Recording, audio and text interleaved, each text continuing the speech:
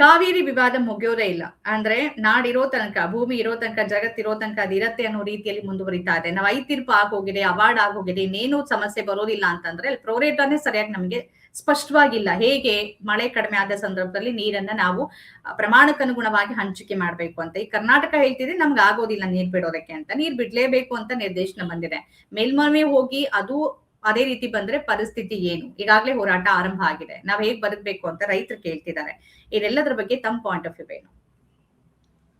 Madam, ಈಗ ಏನು ಒಂದು ಅಂತಿಮ ತೀರ್ಪು ಕಾವೇರಿ ವಿಚಾರದಲ್ಲಿ ಬಂತು ಮತ್ತು ನಮ್ಮ ನೀರಿನ ಪ್ರಮಾಣ ಯಾವ್ಯಾವ ತಿಂಗಳಲ್ಲಿ ಎಷ್ಟೆಷ್ಟು ತಮಿಳುನಾಡಿಗೆ ಹರಿಸ್ಬೇಕು ಕರ್ನಾಟಕ ಅನ್ನುವಂಥದ್ರ ಬಗ್ಗೆ ತೀರ್ಮಾನ ಸರ್ಕಾರ ಮಾಡಿ, ಸುಪ್ರೀಂ ಕೋರ್ಟ್ ಮಾಡಿ ಅದರ ಶೆಡ್ಯೂಲ್ ಅನ್ನು ಜನವರಿ, February, March, April, May, June, July ಹೀಗೆ ಈ ಮಂತ್ಲಿ ವೈಸ್ ಇಷ್ಟು TMC ಅಂತ ಫಿಕ್ಸ್ ಮಾಡಿ ಅದನ್ನ ರೆಗ್ಯುಲೇಟರಿ ಮಾಡ್ಲಿಕ್ಕೆ, ಕೇವಲ ತಾನು ಕೊಟ್ಟಿರ್ತಕ್ಕಂಥ ತೀರ್ಪನ್ನ ರೆಗ್ಯುಲೇಟ್ ಅಂದ್ರೆ ಅದನ್ನ ಜಾರಿ ಮಾಡ್ಲಿಕ್ಕಾಗಿ CWRC ಅನ್ನುವಂತ ಒಂದು ಸಂಸ್ಥೆಯನ್ನ ಸುಪ್ರೀಂ ಕೋರ್ಟ್ ನೇಮಕ ಮಾಡಿದೆ. ಒಂದು ವೇಳೆ ಅಲ್ಲಿ ಏನಾದರೂ ವ್ಯತ್ಯಾಸಗಳಾದ್ರೆ ಮತ್ತೆ ಮಾನಿಟರಿಂಗ್ ಕಮಿಟಿ CWMA ಮುಂದೆ ಹೋಗ್ಲಿಕ್ಕೆ ಅವಕಾಶ ಮಾಡಿಕೊಟ್ಟಿದ್ದಾರೆ. ಸೊ ಇಲ್ಲಿ ಪ್ರಶ್ನೆ ಏನು ಇರೋದು ಅಂದ್ರೆ, ತಾವೊಂದು ಮಾತು ಹೇಳಿದ್ರಿ, ಕಾವೇರಿ ವಿಚಾರ ಈ ಭೂಮಿವರೆಗೂ ಇರೋವರೆಗೂ ಮುಗಿಯೋದೇ ಇಲ್ವೇನೋ ಅನ್ನುವಂಥದ್ದು. ಯಾಕೆ ಮುಗಿಬಾರ್ದಾಗಿತ್ತು? ಕಾವೇರಿ ಅಂತಿಮ ತೀರ್ಪು ಕೊಟ್ಟ ಮೇಲೆ ಮುಗಿಬೋದಾಗಿತ್ತಲ್ವಾ? ಯಾಕೆ ಮುಗಿಲಿಲ್ಲ ಅನ್ನುವಂಥದ್ರ ಬಗ್ಗೆ ಇವತ್ತು ನಾವು ಸರಿಯಾಗಿ ಅರ್ಥ ಮಾಡ್ಕೊಂಡ್ರೆ, ಕರ್ನಾಟಕ ರಾಜ್ಯ ಸರ್ಕಾರ ಅಥವಾ ಈ ರಾಜ್ಯದ ಪ್ರತಿನಿಧಿಸ್ತಾ ಇರ್ತಕ್ಕಂಥ ವಕೀಲರು, ಇದು ಜನ್ಮಾಂತರಗಳಿಗೂ ಹೀಗೆ ಉಳಿತದೆ. ಯಾಕೆಂದ್ರೆ ನಾವು ಇನ್ನೂ ಯಾವಾಗ 1924 ಅಗ್ರಿಮೆಂಟ್ನೇ ಫಾಲೋ ಮಾಡ್ಕೊಂಡು ಬರ್ತಾ ಇದೀವಿ, ಬ್ರಿಟಿಷರ ಕಾಲದನ್ನ. ಆದ್ರೆ ಐತಿರ್ ಬಂದಾಗ ನಮ್ಮ ಕರ್ನಾಟಕ ರಾಜ್ಯದ ಪ್ರಖ್ಯಾತ ವಕೀಲರು ಅಂತ ಯಾರಿದ್ರು, ನೂರಾರು ಕೋಟಿಗಳು ಬಿಲ್ ಮಾಡ್ಕೊಳ್ತಾ ಇದ್ದವರು, ಅವ್ರಿಗೆ ಗೊತ್ತಿರ್ಲಿಲ್ವಾ ಇದರಲ್ಲಿ ಡಿಸ್ಟ್ರೆಸ್ ಫಾರ್ಮುಲಾ ಮಾಡಿಲ್ಲ ಅಂತೇಳಿ? ಇವತ್ತು ಮಳೆ ಅನ್ನುವಂಥದ್ದು ಆಕ್ಟ್ ಆಫ್ ಗಾಡ್. ಅದು ಯಾವ ವರ್ಷ ಎಷ್ಟು ಬರಬೇಕು, ಎಷ್ಟು ಬಿಡ್ತದೆ ಅಂತ ಏನಾದ್ರೂ ನಮ್ಗೆ ಫಿಕ್ಸೇಷನ್ ಇದೆಯಾ? ಪ್ರಶ್ನೆ ಅದನ್ನೇ ಕೇಳಕೊಟ್ಟೆ. ಈಗ ಈ ತಿಂಗಳು ಇಷ್ಟು ಬಿಡ್ಬೇಕು, ಈ ತಿಂಗಳು ಇಷ್ಟು ಬಿಡ್ಬೇಕು ಅನ್ನೋ ನೇಚರ್ ಆರ್ಡರ್ ಮಾಡಕ್ಕಾಗತ್ತೆ. ಈ ತಿಂಗಳು ನೀವು ಇಷ್ಟು ಮಳೆ ಕೊಡ್ಬೇಕು, ಈ ತಿಂಗಳು ಇಷ್ಟು ಮಳೆ ಬರ್ಬೇಕು ಅಲ್ವಾ? ಹೌದು, ಅವರು ಮಳೆ ದೇವರಿಗೆ, ವರ್ಣನಿಗೆ ಒಂದು ನಿರ್ದೇಶನ ಕೊಡ್ಬೇಕಾಯ್ತು. ನೀನು ಇಷ್ಟೇ ಕಾವೇರಿ ಜಲಾನಯನ ಪ್ರದೇಶದಲ್ಲಿ ಇಷ್ಟು ಮಳೆಯನ್ನ ಇಂತಿಂತ ತಿಂಗಳಲ್ಲಿ ಸುರಿಸ್ಲೇಬೇಕು. ಆ ಸುರಿಸಿದಾಗ ಕರ್ನಾಟಕದವ್ರು ಇಷ್ಟು ಯೂಸ್ ಮಾಡ್ಕೊಳ್ತಾರೆ ಮತ್ತು ತಮಿಳ್ನಾಡಿನವ್ರು ಇಷ್ಟು ಯೂಸ್ ಮಾಡ್ಕೊಳ್ತಾರೆ, ಮತ್ತೆ ಮುಂದಕ್ಕೆ ಪುದುಚೇರಿಗೆ ಇಷ್ಟು ಯೂಸ್ ಮಾಡ್ತದೆ ಅಂತ ಹೇಳ್ಬೇಕಾಯ್ತಲ್ವ ಅವರು. ಅದನ್ನ ಅವ್ರಿಗೆ ಹೇಳದೆ ಇವತ್ತು ನಮ್ಮ ರೈತರಿಗೆ ಮಾತ್ರ ಹೇಳ್ಬಿಟ್ರೆ, ಇವತ್ತು ನೋಡಿ ಪ್ರಪಂಚದಲ್ಲಿ ಮಳೆಯ ಒಂದು ಏನು ಪ್ರಮಾಣಗಳಲ್ಲಿ ಎಷ್ಟು ವ್ಯತ್ಯಾಸ ಆಗ್ತಾ ಇದೆ ಅಂದ್ರೆ, ಇವತ್ತು ಗ್ಲೋಬಲ್ ವಾರ್ಮಿಂಗು, ಕ್ಲೈಮೇಟ್ ಚೇಂಜು ಮತ್ತು ಎಲ್ನಿನೋ ಪ್ರಭಾವದಿಂದ ಇವತ್ತು ಎಲ್ಲಿ ಮಳೆನೇ ನೋಡದೆ ಇರ್ತಕ್ಕಂಥ ಅರಬ್ ಇವು ಏನಿದೆ ದುಬೈ ಅಂತ ಕಡೆ ಪ್ರವಾಹಗಳನ್ನ ನೋಡಿದ್ವಿ ಇತ್ತೀಚೆಗೆ. ಇವತ್ತು ನೋಡಿ, ನಮಗೆ 2021-22ರಲ್ಲಿ ನಮಗೆ ಎಕ್ಸೆಸ್ ರೈನ್ಫಾಲ್ ಆಯ್ತು. ಅಂದ್ರೆ 100 ವರ್ಷಗಳ ಇತಿಹಾಸನ ತಗೊಂಡ್ರು ಅತ್ಯಂತ ಅಧಿಕವಾದಂತ ಮಳೆ ಬಂತು. ಆ ನ್ಯಾನಿನೋ ಪ್ರಭಾವ, ಈಗ ಎಲ್ನಿನೋ ಶುರುವಾಗಿದೆ. 3 ವರ್ಷದಿಂದ ಮಳೆ ಬರ್ತಾ ಇಲ್ಲ. ಬಯಲುಸೀಮೆ ಅಂತೂ ಬರದಾಗೆ ಹೋಗ್ಬಿಟ್ಟಿದೆ. ಆದ್ರೆ ಕಾವೇರಿ ಜಲಾನಯನ ಪ್ರದೇಶಕ್ಕಾದ್ರೂ ಸ್ವಲ್ಪ ಮಳೆ ಬರ್ತದೆ ಅಂದ್ರೆ ಈ ವರ್ಷ ಬಂದಿಲ್ಲ. ಈಗ ಮುಖ್ಯಮಂತ್ರಿಗಳು ನಮ್ಮ ರಾಜ್ಯದ ನಮ್ಮ ಡೇಟಾ ಏನು ಹೇಳ್ತು ನೋಡಿ, ನಮಗೆ ಮಳೆ ಪ್ರಮಾಣ ಕಡಿಮೆ ಆಗಿದೆ, ನಮ್ಮ ರೈತರಿಗೆ, ಬೆಳೆ ಇಟ್ಕೊಂಡಿರ್ತಕ್ಕಂಥ ರೈತರಿಗೆ ನೀರು ಕೊಡಕ್ಕಾಗೋದಿಲ್ಲ ಅಂತಂದಾಗ ಮುಖ್ಯಮಂತ್ರಿಗಳು ಪ್ರಮಾಣ ವಚನ ತಗೊಂಡ ತಕ್ಷಣ ಇಮಿಡಿಯೇಟ್ ಆ ವಾರದಲ್ಲೇನೆ ಅವ್ರು ಕೊಟ್ಟಂತ ಕೊಡುಗೆ ಏನು ಕರ್ನಾಟಕಕ್ಕೆ, ನೀವು ಬೆಳೆಗಳನ್ನ ಇಡಬೇಡಿ, ಯಾಕೆಂದ್ರೆ ಇವತ್ತು ಇರ್ತಕ್ಕಂಥ ನೀರನ್ನ ಬೆಂಗಳೂರಿಗೆ ಮತ್ತು ಬೇರೆ ಬೇರೆ ನಗರಗಳಿಗೆ ಕುಡಿಲಿಕ್ಕೇನೆ ಕೊಡ್ಲಿಕ್ಕೆ ಸಾಕಾಗೋದಿಲ್ಲ ಅನ್ನುವಂತ ಡಾಟಾ ನಮಗೆ ಸಿಗ್ತಾ ಇದೆ. ಹಾಗಾಗಿ ರೈತರಿಗೆ ನೀರು ಕೊಡ್ಲಿಕ್ಕೆ ಆಗೋದಿಲ್ಲ ಅಂತ ಹೇಳಿದ್ರು. ನೋಡಿ, ಅವತ್ತು ಕರ್ನಾಟಕ ರಾಜ್ಯದಲ್ಲಿ ಯಾವ್ದಾದ್ರು ಒಂದು ಪ್ರತಿಭಟನೆ ಆಯ್ತಾ? ರೈತರನ್ನ ರಕ್ಷಣೆ ಮಾಡ್ಕೋಬೇಕು, ರೈತರಿಗೆ ನೀರ್ ಬಿಡಿಸ್ಬೇಕು ಅಂತ ಎಲ್ಲಾದ್ರೂ ಹೋರಾಟ ಆಯ್ತಾ? ಆದ್ರೆ ಇವತ್ತು ಈಗ ನೀವು ನೀರಾವರಿ ತಜ್ಞರಿದ್ದೀರಿ, ಮುಖ್ಯಮಂತ್ರಿಗಳು ಹೇಳಿದ್ರು ಅಂತಲ್ಲ, ಅವರೊಂದು ಎಚ್ಚರಿಕೆ ಕೊಟ್ಟಿದ್ದಾರೆ. ಮತ್ತೆ ಬೆಳೆ ಹಾಕಿ ಆ ನಂತರ ಏನಾದ್ರೂ ನೀರ್ ಸಿಗ್ಲಿಲ್ಲ ಅಂತಂದ್ರೆ ಬೆಳೆನೂ ನಷ್ಟ ಆಗತ್ತೆ. ಒಂದು ಸಾಲ ಮೇಡಮ್ ಸೂಲ ಮಾಡಿ ಅದನ್ನೇ ನಾನು ಹೇಳಕೊಟ್ಟದ್ದು. ಈಗ ನಮ್ಮ ರಾಜ್ಯದ ರೈತರಿಗೆ ಹೇಗೆ ಹೇಳಿದ್ದು ಬರಿ ಮಾತಿನಿಂದ ಅಲ್ಲ, ಅಧಿಕಾರಿಗಳು ಮತ್ತು ತಜ್ಞರು ಕೊಟ್ಟಂತ ಡೇಟಾ ಇಟ್ಕೊಂಡು ತಾನೆ ಅವ್ರು ಹೇಳಿದ್ದು.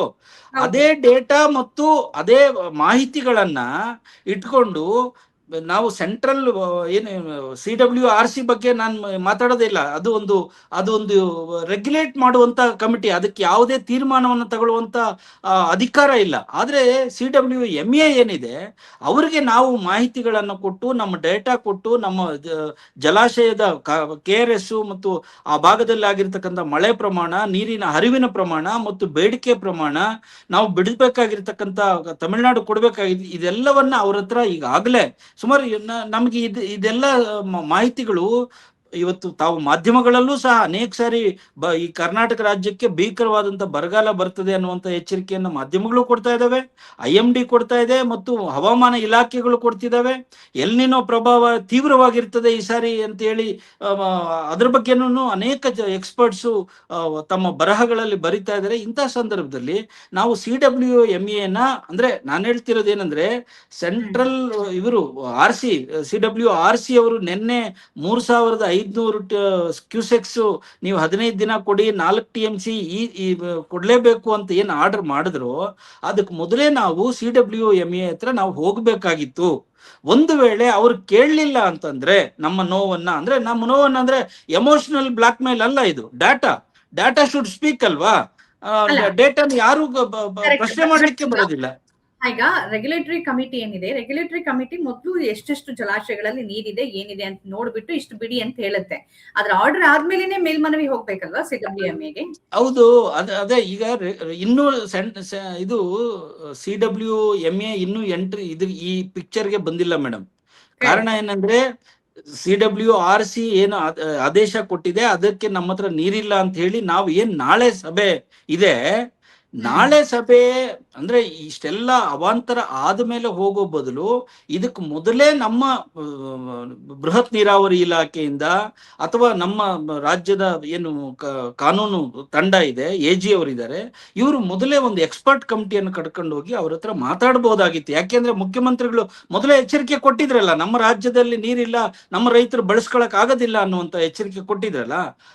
ಆ ಆಧಾರದ ಮೇಲೆ ಇನ್ನೂ ಡೇಟಾ ಹೆಚ್ಚಿಗೆ ತಗೊಂಡು ಅವ್ರ ಹತ್ರ ಹೋಗಿದ್ದಿದ್ರೆ ಮೋಸ್ಟ್ಲಿ ನಿನ್ನೆ ಅವ್ರೇನು ಆದೇಶ ಕೊಟ್ಟಿದ್ದಾರೆ ಅದನ್ನ ಸ್ವಲ್ಪ ಯೋಚನೆ ಮಾಡ್ತಿದ್ರು. ಒಂದು ವೇಳೆ ಅವರು ಯೋಚನೆ ಮಾಡೋದೇ ಇಲ್ಲ, ಅನೇಕ ಸಾರಿ ಯೋಚನೆ ಮಾಡಿಲ್ಲ ಅವರು. ನೀವೇನಾದ್ರು ಮಾಡ್ಕೊಂಡ್ರಿ ಕರ್ನಾಟಕದ ಮಟ್ಟಿಗೆ ಮಾತ್ರ ಹಂಗನ್ಸುತ್ತ. ಈಗ ನದಿ ಒಂದು ರಾಷ್ಟ್ರೀಯ ಸಂಪತ್ತು ಅಂತ ಪರಿಗಣಿಸೋ ಸಂದರ್ಭದಲ್ಲಿ ಈ ತರದ ಹಂಚಿಕೆ ಮಾಡಿದಾಗ ಕರ್ನಾಟಕಕ್ಕೆ ಯಾವಾಗ್ಲೂ ಅನ್ಯಾಯ ಅನ್ನೋದು ಅದು ಕರ್ನಾಟಕದ ಜನರ ಅಭಿಪ್ರಾಯನ, ಅಥವಾ ನೀವು ನೀರಾವರಿ ತಜ್ಞರಾಗಿ ನಿಂತು ನೋಡಿದಾಗ ನಿಜವಾಗಿಯೂ ಅಲ್ಲೊಂದು ಆ ತರದ ಪಕ್ಷಪಾತದ ತೀರ್ಮಾನಗಳು ಕಾಣಿಸುತ್ತ ತಮ್ಗೆ? ಮೇಡಮ್, ಖಂಡಿತ ಈ ಕಾವೇರಿಯ ಎಲ್ಲ ಇತಿಹಾಸವನ್ನ ನೋಡಿದ್ರೆ ಎಲ್ಲೋ ಒಂದು ಕಡೆ ರಾಜಕೀಯದ ಏನು ಲಾಬಿ ಅಂತ ಹೇಳ್ತಾರಲ್ಲ, ಪೊಲಿಟಿಕಲ್ ಲಾಬಿ ಮಾಡ್ತಾರೆ ದೊಡ್ಡ ಮಟ್ಟದಲ್ಲಿ ಅಂತ ಹೇಳ್ತಾರಲ್ಲ, ಅದು ಕಾವೇರಿ ವಿಚಾರದಲ್ಲಿ ತಮಿಳುನಾಡು ಬಹಳ ಅಗ್ರೆಸಿವ್ ಆಗಿ ಮಾಡ್ಕೊಂಡು ಬಂದಿದೆ. ಅದು ಎಲ್ಲಾ ಸಂದರ್ಭಗಳಲ್ಲೂ ತನ್ನ ವಾದವನ್ನ ಬಲಪಡಿಸ್ಕೊಂಡು ಅದನ್ನ ಗೆಲ್ಲುವಂತ ಕೆಲಸವನ್ನ ಮಾಡಿದೆ ಅನ್ನುವಂಥದ್ರಲ್ಲಿ ಖಂಡಿತ ಅನೇಕ ತಜ್ಞರು ಚರ್ಚೆಗಳಲ್ಲಿ ಇದನ್ನೆಲ್ಲ ಮಾತಾಡಿದ್ದಾರೆ. ಆದ್ರೆ ಇವತ್ತು ನಾವು ಆ ಹಿಂದಕ್ಕೆ ಹೋಗೋದು ಬೇಡ. ಇವತ್ತು ನಮ್ಮ ಕಣ್ಮುಂದೆ ಇರ್ತಕ್ಕಂಥದ್ದು ನಾವು ಅರ್ಥ ಮಾಡ್ಕೋಬೇಕಾಗಿರೋದು, ಈ ರೀತಿಯಾದಂತ ಬರಗಾಲ ಬಂದಂತ ವರ್ಷಗಳಲ್ಲಿ ನಮಗೆ ಡಿಸ್ಟ್ರೆಸ್ ಫಾರ್ಮುಲಾ ಸುಪ್ರೀಂ ಕೋರ್ಟ್ ಯಾಕೆ ನಿಗದಿ ಮಾಡಿಲ್ಲ? ಈಗ ನಮಗೆ ಪ್ರಪೋರ್ಷನೇಟ್ ಅಂತಿದೆ, ಈಗ ಹೌದು ಅಲ್ಲೊಂದಿದೆ ಪ್ರಪೋರ್ಷನೇಟ್ ಟು ಪ್ರೋರೇಟ್ ಅಂತ ಮಾಡಿದ್ದಾರೆ. ಮಾಡಿದ್ರೆ ಕರೆಕ್ಟ್. ಅದರ ಒಂದು ಅಳತೆಗೋಲು ಏನು ಮಾನದಂಡ ಅಂತ ಇರ್ತದೆ ಒಂದು, ಅದು ಇಲ್ವಲ್ಲ. ಈಗ ನಮಗೆ ಮಳೆ ಇಲ್ಲಿ ನನ್ನ ಜೇಬಲ್ಲಿ 100 ರೂಪಾಯಿ ಇದ್ರೆ ನಾನು ಮಂಜುಳಾ ಮೇಡಮ್ಗೆ ಕೊಡ್ರಿ ಅಂತ ಹೇಳಿದ್ರೆ 50 ರೂಪಾಯಿ ಕೊಡ್ಬೋದು. ನನ್ನ ಹತ್ರ 50 ರೂಪಾಯಿ ಇದ್ರೆ 25 ಕೊಡ್ಬೋದು. ನನ್ನ ಹತ್ರ 0 ಇದ್ದಾಗ ಮಂಜುಳಾ ಮೇಡಮ್ಗೆ 50 ನೀವು ಕೊಡ್ಲೇಬೇಕು ಅಂತಂದ್ರೆ ನಾನು ಎಲ್ಲಿ ಕರ್ನಾಟಕ ನೇಣು ಹಾಕೊಳಕ್ಕಾಗತ್ತಾ? ಇದು ಪ್ರಶ್ನೆ. ಈ ರೀತಿಯಾದಂತ ಒಂದು ಫಾರ್ಮುಲಾವನ್ನ ನಮಗೆ ಮೂರು ರಾಜ್ಯಗಳಿಗೆ ಸರ್ವಸಮ್ಮತವಾದಂತ ಫಾರ್ಮುಲಾ. ನಾವೇನು ಯಾರಿಗೋ ಮೋಸ ಮಾಡಿ ಅಥವಾ ಕರ್ನಾಟಕಕ್ಕೆ ಒಳ್ಳೇದ್ ಮಾಡಿ ಅಂತಲ್ಲ, ನ್ಯಾಯಸಮ್ಮತವಾದಂತ, ಎಲ್ರಿಗೂ ತೃಪ್ತಿ ಆಗುವಂತ ಮಳೆ. ಈಗ ನೋಡಿ, ಯಾವುದೇ ವಿಚಾರ ಇರ್ಲಿ, ಮಳೆ ಬಂದಿದ್ದನ್ನ ತಾನೇ ಹಂಚ್ಕೋಬೇಕಾಗಿರೋದು ನಾವು. ಮಳೆ ಬರದೇ ಇರುವಂತ ವರ್ಷದಲ್ಲಿ ಏನು ಮಾಡಬೇಕು ಅನ್ನುವಂಥದ್ರ ಬಗ್ಗೆ ಒಂದು ಒಂದು ಒಂದು ಒಂದು ಆರ್ಡರ್ ಇಲ್ಲ, ಒಂದು ಆದೇಶ ಇಲ್ಲ, ಅಥವಾ ಒಂದು SOP ಇಲ್ಲ ಅನ್ನುವಂಥದ್ದಾದ್ರೆ ಖಂಡಿತ ಕರ್ನಾಟಕ ಇವತ್ತೆಲ್ಲ ತಾವು ಹೇಳಿದಾಗೆ ಎಷ್ಟು ಈ ಭೂಮಿ ಇರೋವರೆಗೂ ಇದಕ್ಕೆ ಒಂದು ಸೊಲ್ಯೂಷನ್ ಕಂಡ್ಕೊಳಕ್ ಆಗೋದಿಲ್ಲ. ಆ ನಿಟ್ಟಿನಲ್ಲಿ ಒಂದು ಒಳ್ಳೆಯ ಬೆಳವಣಿಗೆ ಏನಂತಂದ್ರೆ, ಇವತ್ತು ತಮಿಳುನಾಡಿನ ಮುಖ್ಯಮಂತ್ರಿಗಳು ಈ ಹಳೆ ಗೊಡ್ಡು ಸಂಪ್ರದಾಯವನ್ನೆಲ್ಲ ಪಕ್ಕಕ್ಕಿಟ್ಟು ನಾನು ಕರ್ನಾಟಕಕ್ಕೆ ಬರ್ತೀನಿ, ಅಲ್ಲೇ ಮಾತಾಡೋಣ, ಒಂದು ಒಂದು ವಿಶ್ವಾಸದಲ್ಲಿ ಮಾತಾಡೋಣ ಅನ್ನುವಂಥದ್ದು ಏನು ಒಂದು ಸೂಚನೆ ಕೊಟ್ಟಿದ್ದಾರೆ. ಇದು ಒಳ್ಳೆಯದು. ಆದ್ರೆ ನಾಳೆ ಬೆಳಗ್ಗೆ CWMA ಸಭೆ ಇದೆ. ಅಲ್ಲಿ ನಮ್ಮ ಕರ್ನಾಟಕ ಸರ್ಕಾರದ ಪರವಾಗಿ ನಮ್ಮ ಅಧಿಕಾರಿಗಳು ಮತ್ತು ಎಕ್ಸ್ಪರ್ಟ್ಸ್ ಅದರಲ್ಲಿ ಮತ್ತು ಸಂಬಂಧಪಟ್ಟಂತ ಕಾನೂನು ತಜ್ಞರು CWMA ಮುಂದೆ ಖಂಡಿತ ಈ ವರ್ಷದಲ್ಲಿ ನಮಗೆ ಬಂದಿರತಕ್ಕಂತ ಭೀಕರವಾದಂತ, ನೋಡಿ ಅನೇಕ ವರ್ಷಗಳದ್ದು ಡಾಟಾ ತಗೊಂಡ್ರೆ ಜುಲೈ ಅಷ್ಟೊತ್ತಿಗೆ ಸುಮಾರು 65-70 TMC ನೀರು ನಮ್ಮ ಹತ್ರ ಇವತ್ತು ಸ್ಟಾಕ್ ಇರಬೇಕಾಗಿತ್ತು KRS ಅಲ್ಲಿ ಮಿನಿಮಮ್. ಆದ್ರೆ ಇವತ್ತು ಬರೀ ಕುಡಿಯಲಿಕ್ಕೆ ಆಗುವಷ್ಟು ಮಾತ್ರ ಇದೆ ಅನ್ನುವಂಥದ್ದು ಇವತ್ತಿಂದು. ಮುಂದೆ ಮಳೆ ಬರಬಹುದು, ಬರದೇನು ಇರಬಹುದು, ಗೊತ್ತಿಲ್ಲ. ಬಂದಾಗ ಬೇಕಾದ್ರೆ ಅವರ ಆಯಾ ತಿಂಗಳದ ಏನು ನಾವು ಆದೇಶದ ಪ್ರಕಾರ ಕೊಡಬೇಕು ಅದನ್ನ ಖಂಡಿತ ಕೊಟ್ಟೇ ಕೊಡ್ತಾರೆ, ಯಾರು ಇಲ್ಲ ಅಂತ ಹೇಳಿಕೆ. ಯಾಕೆಂದ್ರೆ ತಮಿಳುನಾಡಿನ ರೈತರು ನಮ್ಮ ದೇಶದ ರೈತರೇ, ನಮ್ಮ ಅಣ್ಣ ತಮ್ಮಂದ್ರೆ, ಯಾರಿಗೂ ಅನ್ಯಾಯ ಆಗ್ಬಾರ್ದು ಅಂತಲ್ಲ. ಆದ್ರೆ ಹೆಚ್ಚುವರಿ ನೀರ್ ಬಂದ್ರೆ ಹಿಡಿದಿಟ್ಕೊಳಕ್ ಆಗಲ್ಲ. ನೋಡಿ, ನೀವು ಬೇಕಾದ್ರೆ ಅವ್ರದೇ ಡೇಟಾ ಇದೆ. ಇವತ್ತು ನಾವೊಂದು 20-30 ವರ್ಷಗಳದ ಡೇಟಾ ತಗೊಂಡ್ರೆ ಕೇವಲ ಯಾವುದೋ ಒಂದು 4-5 ವರ್ಷಗಳ ಭೀಕರ ಬರಗಾಲ ಇದ್ದಾಗ ಅವ್ರಿಗೆ ಎಷ್ಟು ಕೊಡಬೇಕು ಅಷ್ಟು ಕೊಟ್ಟಿದೀವಿ. ಬಿಟ್ರೆ ಅದರ ಉಳಿದಂತ ವರ್ಷಗಳಲ್ಲಿ ಕನಿಷ್ಠ 15-20 TMC ಇಂದ ಹಿಡಿದು 50-60 TMC ವರೆಗೂ ಯಾವುದೋ ಒಂದು 2-3 ವರ್ಷಗಳಲ್ಲಿ 100 TMC ಗಿಂತ ಹೆಚ್ಚು ನೀರು ತಮಿಳ್ನಾಡಿಗೆ ಹೋಗಿದೆ. ಹಾಗೆ ಅಂತ ಹೇಳ್ಬಿಟ್ಟು ಅವರು ಏನು ಅದನ್ನ ಹಿಡಿದಿಟ್ಕೊಳಕ್ ಅವ್ರ ಹತ್ರನು ಏನು ಇದಿಲ್ಲ, ಅದು ನೇರವಾಗಿ ಸಮುದ್ರ ಹೋಗಿ ಸೇರ್ಕೊಳ್ತಾ ಇದೆ. ಆದ್ದರಿಂದಾನೇ ಈಗ ನಾವು ತಮಿಳ್ನಾಡಿಗೂ ಮನವರಿಕೆ ಮಾಡಿಕೊಡ್ಬೇಕಾಗಿರ್ತಕ್ಕಂಥದ್ದು, ನಮ್ಮ ರಾಜ್ಯದಲ್ಲಿ ಯಾವುದೇ ಒಂದು ಪರಿಸರಕ್ಕೆ ಹಾನಿ ಆಗದ ಹಾಗೆ ಎಲ್ಲಾದ್ರೂ ಒಂದು ಬ್ಯಾಲೆನ್ಸಿಂಗ್ ರಿಸರ್ವ್ ಮಾಡ್ಕೊಳ್ಳೋದಾದ್ರೆ ತಾವು ದಯಮಾಡಿ ಅವಕಾಶ ಮಾಡಿಕೊಡ್ಬೇಕು ಅಂತ ಹೇಳಿ ಅವ್ರಿಗೂ ಹೇಳಬೇಕು. ಅದ್ರ ಜೊತೆಗೆ ಅದೊಂದೇ ಸೊಲ್ಯೂಷನ್ ಅಲ್ಲ, ನಾವು ಖಂಡಿತ ಈ ವರ್ಷ ಆದ್ರೂ ನಾನು ಇವತ್ತು ಸರ್ಕಾರವನ್ನ ವಿನಂತಿ ಮಾಡ್ತಿದ್ದೀನಿ, ಕಾನೂನು ತಜ್ಞರನ್ನ ವಿನಂತಿ ಮಾಡ್ತಾ ಇದ್ದೀನಿ, DK ಶಿವಕುಮಾರ್ ಅವರು ನೀರಾವರಿ ಮಂತ್ರಿಗಳಾಗಿದ್ದಂಥವ್ರು, ಅವ್ರನ್ನು ನಾವು ವಿನಂತಿ ಮಾಡ್ತಾ ಇದೀವಿ ರಾಜ್ಯದ ಜನತೆಯ ಪರವಾಗಿ. ದಯಮಾಡಿ ಇದೊಂದು ಸುಸಂದರ್ಭ, ಇದು ಇಂಥ ಒಂದು ಬರಗಾಲ ವರ್ಷದಲ್ಲಿ ನೀವು ಡಿಸ್ಟ್ರೆಸ್ ಫಾರ್ಮುಲಾನ ಫ್ರೇಮ್ ಮಾಡಲೇಬೇಕು ಅಂತೇಳಿ ಸುಪ್ರೀಂ ಕೋರ್ಟ್ಗೆ ಒಂದು ರಿವ್ಯೂ ಹಾಕಿದ್ರೆ ಖಂಡಿತ ಇದು ಚರ್ಚೆಗೆ ಬಂದು ಏನಾದ್ರೂ ಒಂದು ಸೊಲ್ಯೂಷನ್, ಒಂದು ಫಾರ್ಮುಲಾ ನಮಗೆ ಸಿಗುತ್ತೆ. ಇಲ್ಲ ಅಂದ್ರೆ ಖಂಡಿತ ಮುಂದಿನ ವರ್ಷ ಏನೋ ಒಂದ್ ವೇಳೆ ಬೈ ಚಾನ್ಸ್ ಮಳೆ ಬಂದ್ಬಿಡ್ಬೋದು, ಅಥವಾ ಇನ್ನೊಂದು ತಿಂಗಳಲ್ಲೋ 2 ತಿಂಗಳಲ್ಲೋ ಮಳೆ ಬಂದ್ಬಿಡ್ಬೋದು. ಜನನೂ ಮರ್ತೋಗ್ತಾರೆ, ರೈತರು ಮರ್ತೋಗ್ತಾರೆ, ತಮಿಳ್ನಾಡು ಮರ್ತೋಗುತ್ತೆ, ನಾವು ಮರ್ತೋಗ್ತೀವಿ. ಆದ್ದರಿಂದ ಇಂಥ ಸಂದರ್ಭದಲ್ಲಿ ಸೀರಿಯಸ್ ಆಗಿ ರಿವ್ಯೂ ಹಾಕುವಂತದಕ್ಕೆ ಮುಂದಾಗ್ಬೇಕು ಸರ್ಕಾರ. ಯಾಕೆಂದ್ರೆ ಡೇಟಾ ಇದೆ ನಮ್ಮ ಹತ್ರ, ಸಮಸ್ಯೆ ಇದೆ. ಇವತ್ತು ಈ ನಮ್ಮ ರಾಜ್ಯಗಳ ಮಧ್ಯದಲ್ಲಿ ಒಂದು ಸಮನ್ವಯತೆ ಇರಬೇಕು ಅಂದ್ರೆ ಇಂಥದ್ದೊಂದು ಫಾರ್ಮುಲಾ ಬೇಕೇ ಬೇಕು. ಅದನ್ನ ಮೊದಲೇ ರಿವ್ಯೂ ಮಾಡಬೇಕು ಅಂತೇಳಿ ಅನೇಕ ಎಕ್ಸ್ಪರ್ಟ್ಸ್ ಖಂಡಿತ ಸರ್ಕಾರವನ್ನ ಒತ್ತಾಯ ಮಾಡಿದ್ರು. ಅವಾಗ ರಿವ್ಯೂ ಮಾಡಬೇಕು, 2 ವಿಚಾರಕ್ಕೆ ರಿವ್ಯೂ ಮಾಡಬೇಕು ಅಂತ ಹೇಳಿದ್ರು ಮೇಡಮ್. ಒಂದು, ನೀವು ಸಂಕಷ್ಟ ಸೂತ್ರವನ್ನ ಕೊಡಿ ಅನ್ನುವಂಥದ್ದೊಂದು. ಎರಡನೇದು, ನಮ್ಮ ಕಾವೇರಿಯಲ್ಲಿ ಹುಟ್ಟುವಂತ ನೀರು ಅಂದ್ರೆ ಉತ್ಪತ್ತಿ ಆಗುವಂತ ನೀರು, ಅವ್ರು ಏನ್ ಹೇಳಿದ್ರು ಫೈನಲ್ ತೀರ್ಪಲ್ಲಿ, ಕುಡಿಯುವ ನೀರಿನ ಕೆಪಾಸಿಟಿಯಲ್ಲಿ ಕೇವಲ 4.25 TMC ಮಾತ್ರ ಬೆಂಗಳೂರಿಗೆ ಬಳಸ್ಕೊಳ್ಳಿ, ಉಳಿದಂತೆ ಎಲ್ಲೂ ಬಳಸಬಾರ್ದು ಕಾವೇರಿ ನೀರನ್ನ ಅಂತ ಹೇಳಿದ್ರು. ಒಂದು ವೇಳೆ ನಮಗೆ ಎಕ್ಸೆಸ್ ಮಳೆ ಬಂದ್ರೆ ಹೆಚ್ಚು ನೀರಿನ ಬಂದ್ರೆ ನಿಮಗೆ ಬಿಟ್ಟು ಅದು ನೈಸರ್ಗಿಕವಾಗಿ ಹರಿದು ಸಮುದ್ರ ಸೇರೋ ಬದಲು ನಮ್ಮ ಬಯಲು ಸೀಮೆಯ ಕೋಲಾರಕ್ಕೋ, ಚಿಕ್ಕಬಳ್ಳಾಪುರಕ್ಕೋ, ಬೆಂಗಳೂರು ಗ್ರಾಮಾಂತರಕ್ಕೋ, ರಾಮನಗರಕ್ಕೋ, ಚಾಮರಾಜನಗರಕ್ಕೋ ಕೊಟ್ರೆ ನಿಮಗೇನು ಕಷ್ಟ? ನೀರಿದ್ರೆ, ಈಗ ನೀವು ನೀರಿದ್ದಾಗ ಇಷ್ಟು ನೀರು ಕೊಟ್ಬಿಡಿ ತಮಿಳ್ನಾಡಿಗೆ ಅಂತ ಬರ್ದಿದ್ದೀರ.